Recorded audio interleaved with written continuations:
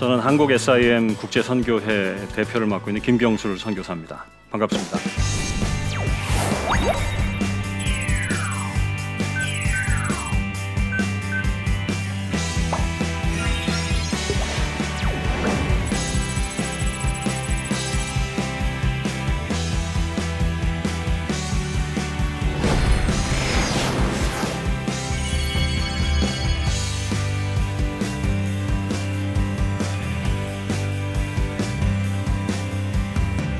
오늘 이제 하고 그 다음 시간에 걸쳐서 2시간에 걸쳐서 선교에 대해서 얘기를 이제 생각해 보고자 합니다. 그 중에서도 여러 가지 얘기할 것들이 많겠지만 특별히 big question이라는 것이 있습니다. big why, big what, and big how. 왜 우리가 존재하는지, 또 우리가 존재하면서 무엇을 궁극적으로 보고자 하는지, 그리고 그것을 보려면, 그것을 이루어내려면 무엇을 어떻게 살아야 되는지, 어떻게 해야 되는지, 그런 것들을 2시간에 걸쳐서 이제 살펴보고자 합니다. 조슈아 보근조커라는 사람 혹시 이름 들어보셨습니까? 물론 못 들어보셨죠. 조슈아 보근조커, SIM 인터내셔널, SIM 국제선교회 지금 현재 국제 총재로 있는 분입니다. 그런데 이분은 서양 분이 아니에요. 이름이 좀 독특하죠. 조슈아까지는 좋은데 보근조커 이름이 좀 생소하죠, 그죠? 그 이름이. 그런데 그 이름은 아프리카 이름입니다. 지금부터 120여 년 전, 여러분 코카콜라가 국제시장에 언제 나온지 아십니까? 혹시? 코카콜라? 요새 건강 때문에 코카콜라 별로 안 좋아하시죠? 코카콜라가 우리 시장에 공식적으로 시장에 등장한 거는 1892년입니다. 근데 그 1년 후에 세 사람의 20대 젊은이들이 하나님께서 주신 소명을 품고 그 지금의 나이지리아 북부 땅, 그때 당시에는 사하라 남부의 여러 지역 중에 한 곳인 수단이라는 지역, 나라 이름이 아니고 수단이라는 지역으로 달려갔습니다. 그때 비행기도 마땅치 않았으니까 배를 타고 갔겠죠.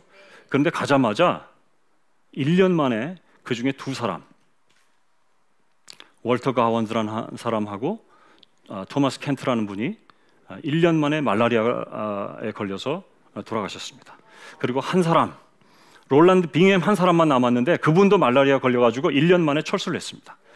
그러다가 이분이 그 돌아가신 분 중에 한 분인 그 월터 가원즈라는 그분의 어머니를 만나서 또다시 용기를 얻고 자그마치 6년 동안 다시 준비를 합니다. 그리고 1900년에 다시 그 땅으로 갑니다. 정말 그 적대적이고 심지어는 같은 백인들까지도 당신들 여기 왜 왔냐고 그렇게 삿대질했던 그 땅에 그 사람들이 다시 갔습니다. 그러나 그 사람 또 다시 1년 만에 병에 걸려서 또 철수해야 되는 그런 과정을 거쳐서 그러나 그 사람들이 포기하지 않고 그 땅에 복음의 씨앗을 심었습니다. 그리고 그 땅에서 최초의 흑인 국제 선교단체 총재가 그 땅에서 태어났습니다. 그리고 그분이 바로 조슈아 보근조커입니다. 다른 사람들이 다른 그 세상에서 많은 것들을 누리고 있던 그 사람들과 달리 아프리카 땅에서 그 사람 많은 사람들이 버림받고 많은 사람들이 소외되고 심지어는 노예로 살고 있던 그 땅에서 오늘날 국제 선교단체 총재가 나온 겁니다. 오늘날 그런 일들이 여기저기서 일어나고 있습니다. 아이들은 거기는 사람 축에도 들지 않습니다. 그냥 일꾼이고 그냥 재산이고 그렇습니다. 그런데 그 아이들이 복음을 통해서 성경을 배우고 그리고 글을 배우고 그리고 이 아이들이 어떻게 그 하나님께서 그 아이들에게 주신 그 재능들을 그 기프트들을 개발하고 그것을 기여할 수 있을 것인가 고민하고 하나님께서 길을 열어가시는 이런 것들을 보게 됩니다. 그리고 그런 사람들 중에는 아시아 땅뿐만 아니라 아프리카 여러 곳에서 노예제도라는 게 있었지 않습니까? 그 노예제도를 통해서 정말로 지금 이 시간에도 정말 주눅든 채 과거 역사 가운데서 얼마나 많이 주눅들었는지 이 사람들이 정말 자기네들은 뭐 아무것도 할 수 없으리라고 생각을 해요. 아니 뭐 학교를 보내기도 하거든요. 근데 학교 다녀와도 학교 졸업장을 가져도 예를 들어서 예전에 같은 흑인인데요, 이 지역 사람들을 노예로 부렸던 사람들이 있습니다. 그 사람들이 와서 뭐를 나눠준다 그러면 괜히 그 앞에서 굽실굽실대고요. 뭐 아무것도 아닌데 우리가 보기에는 옆에서 아니 저 사람들이 저렇게 굽실거릴 필요가 뭐 있나. 그런데 그런 일들이 일어나고 있습니다. 그런 사람들이 복음을 듣고 그런 사람들이 예수 그리스도를 만나고 그 사람들 안에 이렇게 희망이 꽃피는 것을 그들의 삶이 그들이 직접 체험하고 있습니다. 노예제도의 그늘, 그런 흔적들이 차츰차츰 사라지는 겁니다. 여러분, 복음, 선교가 뭡니까? 그냥 간단하게 얘기하면 선교는 복음을 전하는 겁니다. 그렇죠? 복음은 뭐죠? 복음의 가장 중요한 단어, 복음을 설명하면 뭐 여러 가지 것으로 설명할 수 있을 겁니다. 복음의 핵심 단어가 뭘까요? 저는 그것이 은혜라고 생각합니다. 이렇게 아까 그 예로 들었던 이런 사람들에게 정말 그 첫 주제를 제가 꽃들에게 희망을, 정말 꽃입니다. 여러분들에게 그 사람들을 데려오거나 아니면 최소한 정말 아름다운 사진을 못 보여드려서 정말 미안한데, 우리 뭐 꽃가게 가면 꽃들 많죠. 그러나 그런 꽃들 말고 정말 살아있는 꽃들, 우리처럼 숨쉬는 꽃들 말이에요. 사람들. 그런데 그런 사람들을, 그런 아름다운 꽃들을 꽃이 아닌 것처럼 막 짓밟고 뒤에 팽개쳐놓고 그래졌던 그런 그런 역사에서 그런 사람들을 끌어낼 수 있는 사람들은 누굴까요? 그거는 은혜를 먼저 받은 사람들입니다. 은혜를 받은 사람들, 은혜를 말하는 사람들이 아니라 은혜를 아는 사람들, 은혜를 피부로 체험한 사람들, 정말 은혜가 그렇게 은혜가 뭔지 아는 사람들, 그런 사람들만이 그 사람들에게 당신들은 꽃들입니다. 당신들은 희망이 있습니다. 당신들이 다른 사람들에게 희망이 될 수 있습니다. 이렇게 얘기할 수 있습니다. 여러분, 우리가 그렇게 할 수 있습니다. 왜냐고요? 우리는 그 하나님의 은혜를 아는 사람들이기 때문입니다. 우리나라의 역사를 아시나요, 여러분? 우리나라의 역사는 바로 위에 조선, 그 다음에 고려, 삼국시대, 그 다음에 거슬러서 고조선 이렇게 올라가겠죠? 그런데 우리나라의 역사는 사실은 그 하나님의 섭리와 닿아 있습니다. 우리가 셈족의 후예라는 건 아시죠? 여러분, 그 창조사학회 자료들을 한번 나중에 한번 구해서 한번 보시기 바랍니다. 우리는 셈족의 후예입니다. 셈족의 후예는 야벳 족속의 후예인 지금의 중국 사람들입니다. 그 사람들에게 하나님, 한 분 하나님을 가르치는 도를 그들에게 가르쳤고, 또 셈족의 후예가 가서 그들을 다스리기도 했습니다. 그러나 그것이 언젠가부터 막히기 시작했습니다. 그 막힌 그 전환점이 어디냐 하면, 언제냐 하면 그 진시 황제 때입니다. 진시 황제 때 그런 것들을 이제 셈족의 후예들이 와서 사람들을 사랑하고 한 분 하나님을 섬기는 그 도를 가르치는 것을 싫어하기 시작했습니다. 왜냐하면 진시황 같은 사람은 권력을 추구하던 사람이거든요. 그 권력, 자기 중심적인, 내가 모든 것을 주장하고 내가 모든 사람들을 부려야 되는 그런 자기 중심적인, 자기 권력 추구하던 그런 사람이 와가지고 하나님을 섬겨야 되고 하나님 앞에서 겸손해야 되고 하나님의 뜻에 따라서 많은 사람들을 겸손하게 다스려야 된다. 이런 것은 있을 수가 없는 거예요. 그래서 진시 황제가 한 것은 뭐죠? 만리장성을 쌓았습니다. 그래서 셈족의 후예들이 건너오지 못하게 했습니다. 그 안에서 내치로는 분석행위 같은 그 사건을 일으켜가지고 모든 가르침을 다 말살시켜 버렸습니다. 여러분, 우리는 공자 그러면 유교를 가르치는 대부 이렇게 얘기하는데, 원래 공자의 가르침은 조상을 섬기는 것이 아닙니다. 하나님을 섬기는 것입니다. 그 공자의 가르침에 이렇게 영향을 준 것 중에 하나가 국경제사문이라는 것이 있는데, 그 국경제사문에 보면은 그 그게 창세기 1장하고 너무나 똑같습니다. 태초에 하나님이 천지를 창조하시니라 땅이 혼돈하고 공허하며 흑암의 깊음 중에 이런 것과 너무나 유사합니다. 아니 그게 조상들을 섬기는 예라면 그것이 그렇게 유사할 수가 없잖아요.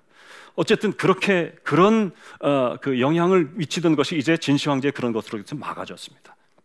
그러자 이제 셈족의 후예들은 한반도 쪽으로 넘어와서 이렇게 정착하게 됐는데 고구려 또 백제, 신라 그런데 이 고구려 쪽에 영향을 미쳤던 그 셈족의 후예들도 그 다음에 신라 쪽에 영향을 미쳤던 그 셈족의 후예들도 결국은 중앙 집권, 권력 추구 이 사람들에 의해서 차츰차츰 그 힘을 상실해 갑니다.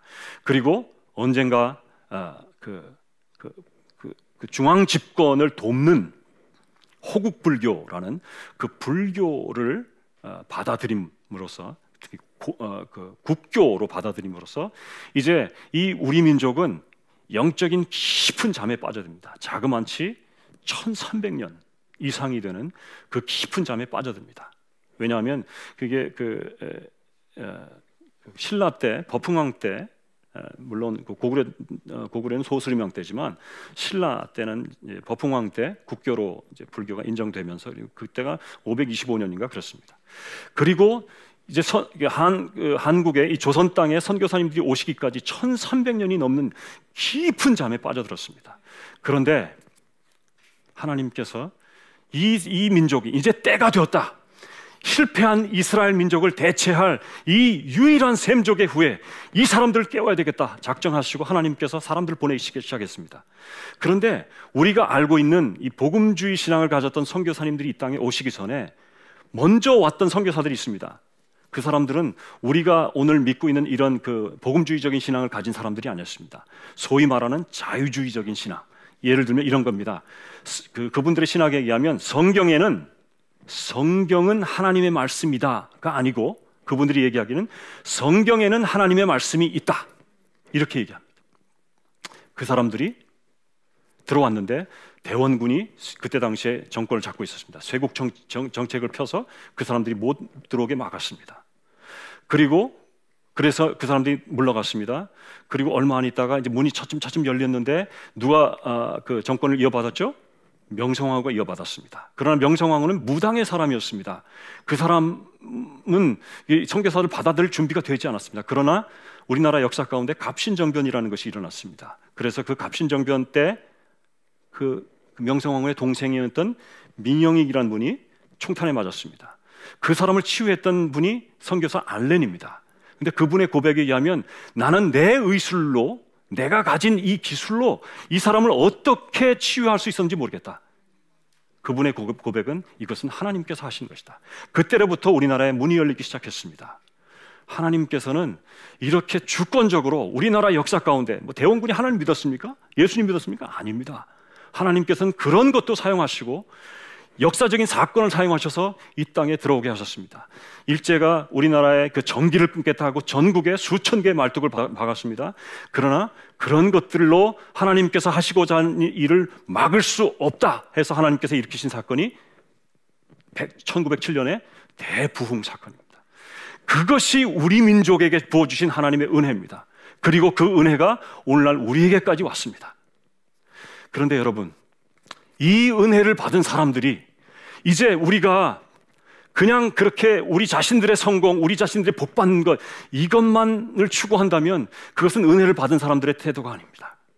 여러분, 왜냐하면 이 세상에는 아직도 엄청나게 꽃인데 꽃인 줄 모르고 다른 사람들이 짓밟으면 짓밟히는 대로 그렇게 살아가는 사람들이 너무나도 많습니다. 그 중에 몇 가지 예를 제가 들어드리고자 합니다. 어떤 여학생이 있었습니다. 머리가 명석했습니다.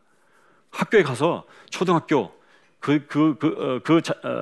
여학생이 태어난 곳은 아주 우리나라의 옛날 깡시골입니다. 아주 낙후된 지역입니다. 근데 그 여학생이 초등학교를 이제 막 너무 머리가 좋으니까 어쩔 수 없이 초등학교에 보냈습니다. 학교에 보냈습니다. 맨날 1등 하는 거예요. 시험 보면. 중학교에 진학했습니다. 또 1등이에요. 남학생들이 질투하기 시작합니다. 질투하지 마세요, 남자들. 그런데 엄마 아빠의 생각은 달랐습니다. 야, 여자가 그만큼 공부했으면 됐지 무슨 또 공부냐. 그러나 그 여학생을 이제 가르쳤던 선생님 중에 몇 분이 너무 아깝습니다. 그래서 억지로 고등학교에 진학했습니다. 근데 그때 사건이 일어났습니다. 시험을 몇 차례 쳐보니까 이 여학생이 타의 추종을 불허하는 겁니다. 그래가지고 그 못된 선생님, 남자 선생님 하나하고 한 분이 아닙니다. 한 사람하고 그리고 그 아주 그 질이 안 좋은 그 남학생들 몇이 이 여학생을 기숙사 뒤로 끌고 가가지고 성폭행을 했습니다. 그리고 그 성폭행을 했는데 그 이제 임신을 했습니다. 그런데 임신을 하면 어떻게 되죠? 엄마 아빠가 당연히 그 사람들을 고소해야 되겠죠. 고소하지 못했습니다. 고소하지 않았습니다. 그리고 거기에 그 문화적인 관습대로 소위 말하는 가문의 수치, 그래가지고 그 여학생 낙태를 시키려고 그렇게 했습니다. 거기서 낙태를 시키는 방법이 세 가지가 있습니다. 하나는 이 약의 컨비네이션, 오늘날 파는 약들을 모아서 독약을 만드는 겁니다. 했는데 안 들었습니다. 두 번째는 독초를 썼습니다. 그래도 안 들었습니다. 세 번째는 그 엄마가 손수 유리를 갈아서 그 여자에게 먹였습니다. 근데 그 여자가 어떻게 됐을까요? 그 여학생이 병원에 다니다가 죽었습니다. 여러분, 이런 일들이 일어나고 있습니다. 414 윈도우라는 그 새로운 그 선교 쪽에 새로운 그 용어가 생겼습니다. 그거는 4살부터 14살까지. 여러분, 남미 쪽에서는요, 그 어린아이들이 지금 폭력 조직들이 참 많잖아요. 거기 마약 조직들 뭐 이런 사람들이 지금 그런 쪽에 사용되는 그런 폭력, 마약 판매 이런 쪽에 사용되는 연령 중에 연소자가 몇 살인 줄 아십니까? 8살입니다. 8살짜리가 마약 판매하는 것뿐만 아니라 그 손에 총을 들려서 사람들을 죽이는 데 사용되고 있는 겁니다. 그 아프리카 어느 쪽에서는요, 쌍둥이가 태어나면 의도적으로 그 둘 중에 하나를 굶겨서 죽입니다. 이 아이가 태어날 때 엄마를 이렇게 고통스럽게 하는 거 보니까 이 아이가 장차 크면 우리 마을뿐만 아니라 우리 부족 전체에 해가 되면 됐지 이익이 안 될 것이다. 그래가지고 의도적으로 굶겨 죽입니다. 이런 일들이 지구촌 구석구석에서 일어납니다. 개발에 지금 막 열기에 들떠 있는 중국 같은 데서는요, 얼마나 많은 사람들, 지금 젊은이들 가운데 이혼율이 급증하고 있고요. 뿐만 아니라 더 심각한 것은 그들 가운데 자살률이 엄청나게 증가하고 있다는 겁니다. 여러분, 그 사람들이 지금 이때에도 어떤 사람들은 돈을 주기도 하고 어떤 사람들은 이 지식을 배우기도 하고 어떤 위치에 올라가기도 하는데 여전히 그 사람들은 꽃인데 꽃인 줄 모르고 하나님 보시기에 정말 귀한 존재들인데 그들이 귀한 존재인지 모른 채로 그렇게 태어나서 살다가 죽어가고 있습니다. 여러분, 우리가 그런 사람들을 그냥 내버려 두고 우리는 오늘날에도 많은 사람들이, 여기 계신 분들은 안 그렇겠죠, 많은 사람들이 최신 핸드폰, 컴퓨터, 랩톱 제일 좋은 거 이런 거 추구하고 그 다음에 기타 등등 이런 것들을 추구한다면 우리는 정말 아까 말씀드린 우리 민족에게 베푸셨던 하나님의 은혜를 저버린 그런 삶을 살고 있는 겁니다. 그 사람들이 오늘 우리들에게 손을 뻗치고 있습니다. 여러분, 눈을 감고 한번 들어보십시오. 그 사람들의 그런 그 가녀린 그 신음소리 같은 그런 이 요청하는 소리가 안 들리시나요? 우리에게 우리 이름을, 우리 그 향기와 이 빛깔에 걸맞는 이름을 불러주십시오. 나도 그런 꽃이 되고 싶습니다. 나도 그렇게 여러분들처럼 그렇게 아름다운 몸짓이 되고 싶습니다. 여러분, 오늘 우리가 그런 도전 앞에 다시 새롭게 서고 있습니다. 하나님께서 오늘 우리를 다시 한번 우리에게 말씀하십니다. 우리가 어떤 사람인지, 우리가 왜 이 땅에 존재하는지, 우리가 왜 살아야 하는지.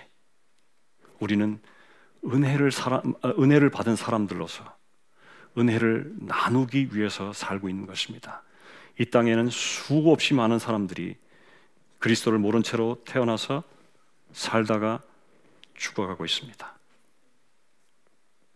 그 사람들에게 희망이, 그 사람들에게 의미가 될 수 있는 게, 아까 처음에 시작할 때 제가 Big Why question 말씀드렸죠. 우리가 살아가는 의미이고 목적입니다. 여러분, 하나님께서 여러분들을 부르셔서 그렇게 의미 없이 죽어가는 꽃인데 짓밟히고 있는 그들에게 나아가서 의미가 되어주고 희망이 되어주기를 바라고 있습니다. 고맙습니다.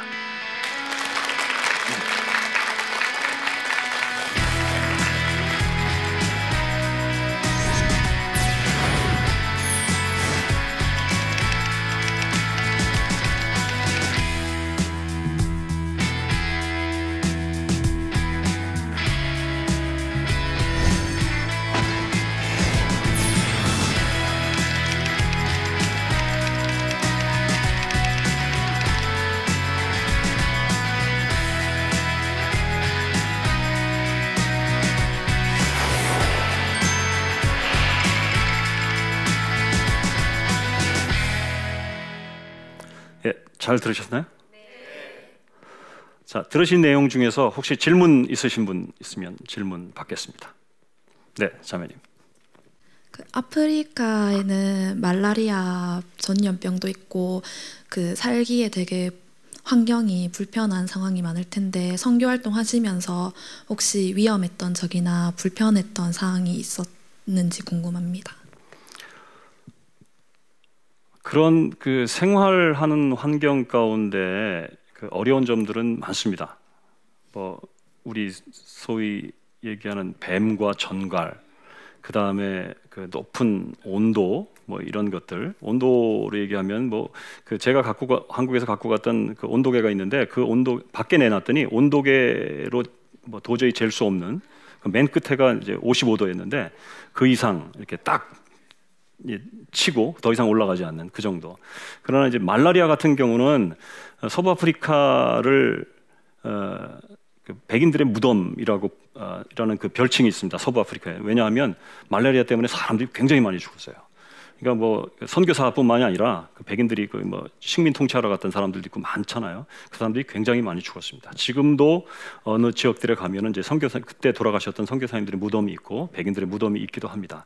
그 이외에 지금은 이제 여러 가지 어려움들이 있는데 요즘에 이제 미디어에도 이제 뉴스상에 굉장히 많이 나오죠. 이제 테러 같은 것들이 많이 일어나고 있습니다. 그 이외에 이슬람하고는 관계없는 그런 치안상의 문제. 강도라든가 이런 것들이 이제 많아서 다행히 저희는 시골에 살았음에도 불구하고 이런 것들을 겪지 않았습니다. 하나님께서 정말 은혜 가운데 저희들을 보호해 주셨고 한 가지 저거는 말라리아는 죽을 만큼 걸렸습니다. 그러나 제가 건강하게 보이죠? 예, 제가 죽지 않았습니다. 살았고 하나님께서 이렇게 건강하게 아직도 선교 사역을 계속 할 수 있도록 인도해 주고 계십니다. 질문 다른 분 계신가요? 네, 사모님. 저 선교사 활동을 시작하게 된 계기가 있으시면 말씀해 주셨으면 좋겠습니다. 그거는 제가 처음부터 저는 이제 신학을 했습니다. 물론 이제 학부 때는 일반 대학을 나왔어요. 신학을 한 계기는 처음부터 이제 선교사를 헌신하고 했습니다. 그러니까 제가 그 전에 했던 사역은 근로청소년 생활관, 야학 이제 이런 사역을 했었는데 그 지역 환경이 그것을 이제 더 이상 할 수 없는 상황이 됐고 그때 이제 하나님 그러면 제가 이제 신학교도 마치고 이 사역도 계속 할 수 없고 그러면 어떻게 할까요? 하나님께서 보여주신 그것이 이제 아프리카였습니다. 그래서 아프리카에 가서 우리나라에서 근로청소년 사역하고 야학하고 했던 그 대상들, 제일 가난한 사람들, 하나님께서 그쪽으로 인도하셔서 제일 가난한 사람들과 제일 어려움 가운데 있는 사람들, 그런 사람들하고 제일 재미있게 그렇게 지낼 수 있었습니다. 그러니까 하나님께서 처음부터 소명을 주신 대로, 그리고 그 소명을 따라서 하나님께서 한 단계 한 단계 길을 열어 가시고, 그때마다 정말 뭐 어려움이 없었던 건 아닌데, 그럼에도 불구하고 하나님께서 그 부르신 그 길을 한 단계 한 단계 갈 때마다 문이 열리고 길이 열리고, 심지어는 저희들이 이제 첫 선교지가 시에라리온이라는 나라인데 내전 중이었거든요. 우리 뭐 들어가자마자 한 달 만에 나오는 거 아닌가 그랬는데, 그때도 잘 견디게 하셨고, 그리고 마지막에 가나에서 사역을 마칠 때까지 하나님의 인도하심을 따라, 그리고 여기에 들어오는 것까지 정말 그 하나님의 인도하심이었던 거예요. 하나님께서 말씀하셨고 주셨고, 그리고 그렇게 왔더니 또 문이 열리고 그랬습니다. 시작할 때 우리가 세 개의 큰 틀을 제가 말씀드렸습니다.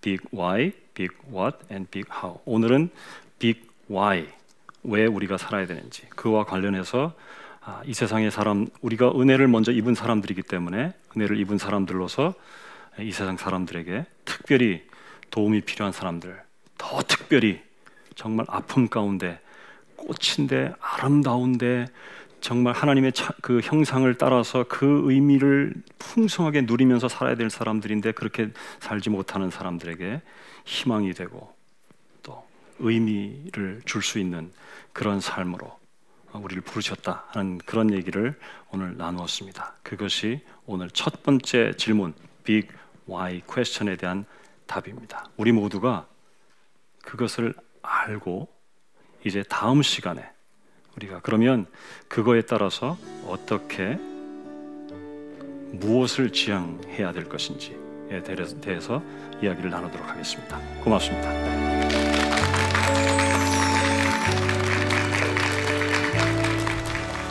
선교는 무엇인가? 선교는 트랜스플랜트 하는 겁니다. 옮겨 심는 것입니다. 종교를 심는 것도, 종교 시스템을 심는 것도 선교가 아닙니다. 우리가 노예로 잡혀갈 때 도대체 당신이 얘기하는 그 사랑의 하나님은 뭐 했어? 이렇게 얘기하는 거예요. 나도 하나님께 물어봤죠. 하나님 도대체 그때 뭐 하셨습니까? 그랬더니 하나님께서 저에게 주신 답이 있어요. 여러분, 계란으로 계속 바위를 치다 보면 그 바위는 깨집니다. 왜요? 우리 힘으로 하는 게 아니거든요.